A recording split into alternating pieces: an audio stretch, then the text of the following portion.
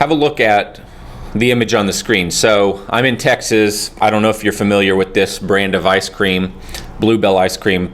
Pretty good. It's not my favorite, but it's in the top. I tend to be more of like a Ben and Jerry's guy. So anyway, this is pretty fantastic ice cream. This is a really successful company. If you're not aware, this company had an issue on their production line, and they literally were not selling ice cream for months and months and months. They're a private company. I can only imagine how much money they lost because they're very, very dominant. They have to be the top ice cream seller in the grocery stores, at least in Texas.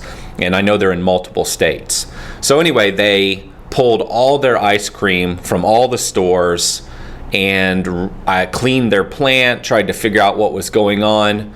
And then finally, after they came back, and again, keep in mind, it's been months and months. And what they did is when they came back, they started to roll out just a few flavors at a time. They came back with their top flavors first, like homemade vanilla, which you see on the screen, and chocolate, and a pecan. I can't remember which flavors. It doesn't really matter.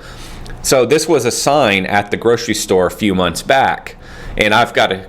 hopefully there's some value in this for you. So I read this sign different than my wife. I looked at this sign, it's like, that's freaking genius.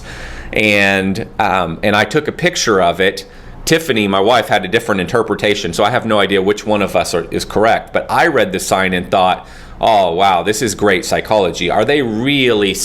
does Bluebell at the end of the day care if 50,000 customers get to buy their ice cream? Let's say they have 50,000 units for sale. Do they care if 50,000 individual buyers buy their ice cream? Or would they be just as happy if 30,000 buyers bought their 50,000 units? Do they really care? They're in the business of selling ice cream and selling whatever they're producing. So might they have been taking a different angle? So Bluebell, keep in mind, has not had revenue for months and months and months, yet they did this incredibly awesome thing. They kept the vast majority of their employees on the payroll. Imagine what that costs. This is not a small company. This is a massive operation.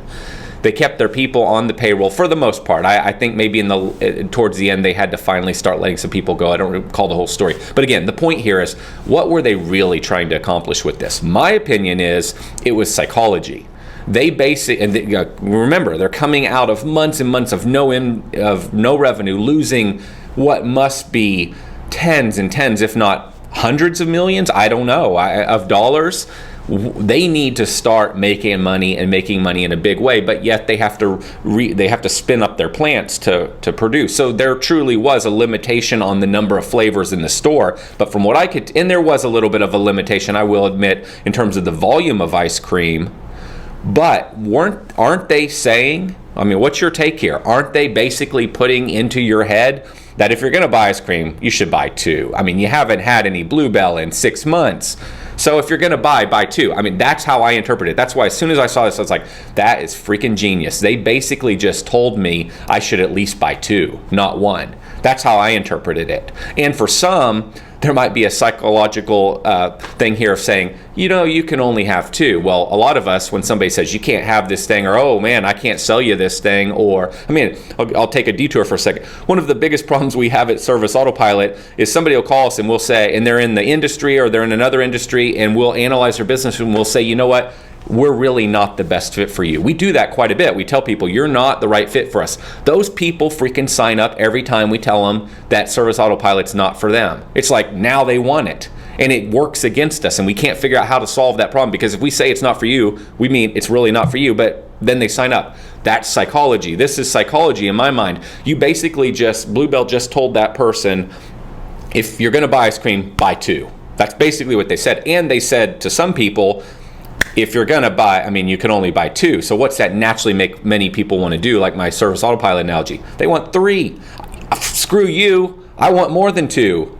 I believe that's what they were really doing with this sign. Now, my wife thought they were just trying to be nice, or this was her take. Maybe they're just really trying to limit it so everybody can get some. I don't know. What do you think?